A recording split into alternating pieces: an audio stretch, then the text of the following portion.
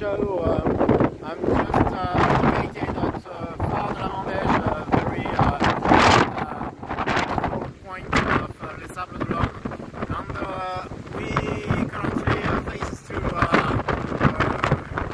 windy weather.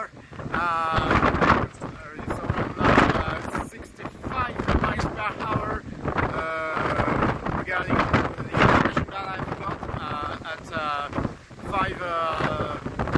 5:10 of the afternoon.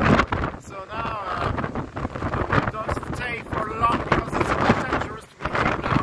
I'm just to show you just behind me what's going on. Is very amazing.